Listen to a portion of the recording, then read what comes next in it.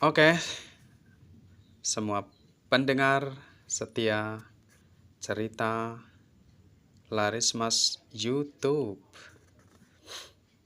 Kita akan lanjutkan percakapan antara Algamis, si pemutar uang, dan Arkad ketika dia belum menjadi kaya raya di Babylon.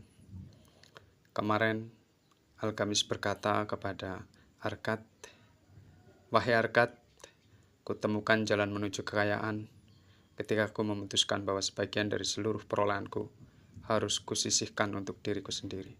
Demikian juga kau."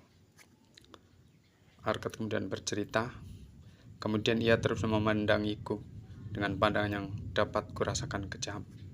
Tetapi ia tidak berkata-kata lebih lanjut. "Cuma itukah?" tanyaku. Katanya, "Itu sudah cukup untuk mengubah hati seorang penggembala domba menjadi hati seorang pemberi utangan. Tetapi, bukankah semua yang aku dapatkan merupakan milikku, yang harus kusisihkan untuk diriku?" Tanyaku lagi, kata Arkad. "Sama sekali tidak," jawabnya. "Bukankah kau harus membayar penjahit baju? Tidakkah kau harus membayar pembuat sandal? Tidakkah kau harus membayar hal-hal yang kau makan? Dapatkah kau hidup di Babylon tanpa mengeluarkan sepeser pun? Apa yang dapat kau perlihatkan atas pendapatan-pendapatanmu bulan lalu? Bagaimana dengan tahun lalu? Dasar bodoh kau. Kau membayar semua orang selain dirimu sendiri. Benar-benar bodoh. Kau bekerja demi orang lain. Kau seperti budak yang bekerja hanya demi makanan dan pakaian yang diberikan oleh majikanmu. Dan kau sendiri tak punya apa-apa selain itu." Matanya membara memandangiku sambil ia berucap, "Kalau kau simpan bagi dirimu sendiri 1/10 dari seluruh pendapatanmu, Berapa banyak yang akan kau dapatkan dalam 10 tahun? Aku tidak terlalu bodoh dalam soal hitung-menghitung, maka ku jawab, sebanyak yang kuperoleh selama setahun." "Jawabanmu hanya separuh benar," sergahnya. "Setiap keping emas yang kau tabung adalah budak yang harus bekerja bagimu. Setiap keping tembaga yang dihasilkan oleh keping emas itu juga harus dapat memberi penghasilan bagimu. Kalau kau ingin jadi kaya, yang kau tabung juga harus menghasilkan. Dan anak-anaknya pun juga harus menghasilkan, sehingga semuanya dapat membantumu memberikan kelimpahan yang kau inginkan." "Kau pikir aku mencurangimu atas pekerjaanmu semalaman itu?" lanjut Algamis. "Tetapi sebenarnya aku membayarmu 1000 kali lebih banyak bila kau punya kecerdasan untuk menangkap kebenaran yang kusampaikan kepadamu. Sebagian dari seluruh pendapatanmu adalah milik yang harus kau sisihkan untuk dirimu. Itu tidak boleh kurang dari 1/10-nya.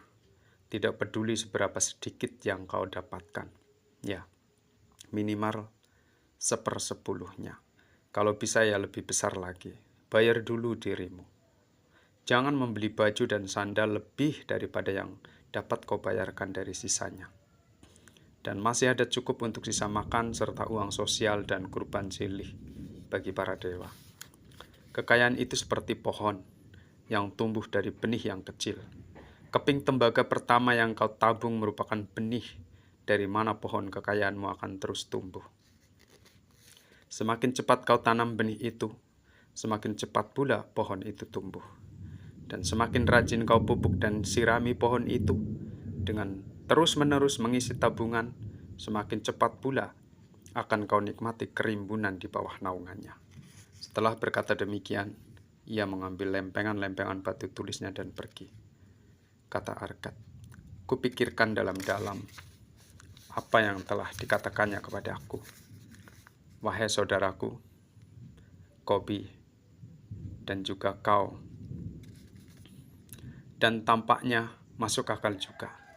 Maka kuputuskan untuk mencobanya. Setiap kali aku mendapat bayaran, kuambil 1/10 dari setiap tembaga dan kusembunyikan. Anehnya, aku tidak merasa kekurangan dana dibandingkan sebelumnya. Aku perhatikan tidak banyak bedanya dengan ketika aku tidak menyisihkannya. Tetapi, sejalan dengan bertumbuhnya tabunganku, kerap aku tergoda untuk menggunakannya untuk membeli barang-barang bagus yang dijajakan para pedagang, yang diangkut dengan unta-unta dan kapal-kapal dari negeri orang Venesia. Tetapi dengan kebijaksanaan, aku menahan diri. Pada bulan ke-12, Algamis kembali lagi dan berkata kepadaku, "Anakku, apakah kau telah membayar dirimu sendiri tidak kurang dari 1/10 dari seluruh yang kau dapatkan pada tahun lalu?" Aku menjawab dengan bangga, "Iya guru, sudah." "Bagus," jawabnya sambil membungkuk ke arahku. "Apa yang telah kau lakukan dengan tabungan itu?" kata Algamis. "Aku berikan kepada Asmur, pembuat batu bata. Ia bilang akan berkelana melalui laut-laut, dan di Tirus ia akan membelikanku perhiasan langka karya orang-orang Venesia. Bila kembali nanti kami akan menjual perhiasan itu dengan harga tinggi dan berbagi keuntungan." Setiap orang bodoh memang harus belajar, gerutunya. "Apa maksudmu, guru?" "Sama sekali tidak menduga bahwa dia akan bereaksi seperti ini. Kukira dia akan memujiku," kata Arkat. "Kenapa kau mengandalkan pengetahuan seorang pembuat batu bata kalau kau mau berbisnis perhiasan? Apakah kau akan pergi kepada seorang pembuat roti untuk bertanya tentang bintang-bintang? Demi jubahku kau akan pergi ke ahli perbintangan, bukan? Kalau saja kau gunakan otakmu untuk berpikir. Betapa bodohnya aku. Kukira aku telah melangkah dengan bijaksana. Ternyata sama sekali tidak. Dan aku mulai khawatir." "Tabunganmu hilang, anak muda. Telah kau cabut pohon kekayaanmu sampai ke akar-akarnya. Sekarang tanamlah pohon lain. Coba lagi. Dan lain kali bila kau membutuhkan nasihat tentang perhiasan, pergilah ke pedagang permata. Bila kau ingin tahu seluk-beluk domba, pergilah ke gembala. Nasihat memang gratis, tetapi perhatikan bahwa kau hanya mengambil apa yang memang layak diambil." Orang yang minta nasihat tentang tabungannya kepada orang yang tidak berpengalaman akan membayar dengan tabungannya itu apabila nasihat itu terbukti keliru. Setelah mengatakan ini, ia pun pergi, kata Arkat. "Jadi uangmu memang lenyap?" tanya seorang temannya itu. Ternyata begitu. Seperti yang dikatakannya, orang-orang Venesia memang para bangsat, dan mereka menjual kepada Asmur pecahan-pecahan kaca yang tidak ada harganya, yang tampak berkilau seperti batu mulia.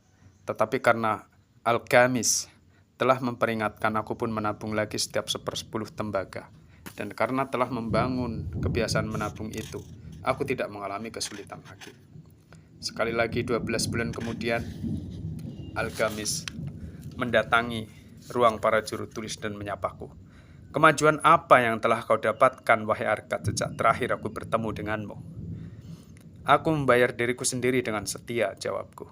"Dan sekarang tabunganku telah kupercayakan pada Angger, pembuat perisai, untuk membeli perunggu. Dan pada setiap bulan keempat ia membayar pinjamannya kepadaku." "Bagus. Lalu apa yang kau lakukan dengan pinjaman itu?" "Aku berpesta dengan madu dan anggur terbaik, dan juga kue. Aku juga sudah membeli jubah jingga, dan suatu hari nanti aku mau membeli seekor keledai untuk kutunggangi." Itu ditertawakan oleh Algamis. "Kau memakan anak-anak tabunganmu, wahai Arkat. Lantas bagaimana kau dapat mengharap mereka bekerja bagimu? Dan bagaimana mereka dapat menghasilkan anak-anak lagi yang juga akan bekerja bagimu? Pertama-tama bangunlah sebuah pasukan dari budak-budak emas. Baru setelah itu, banyak pesta akan kau nikmati tanpa penyesalan." Berkata demikian, ia pun berlalu.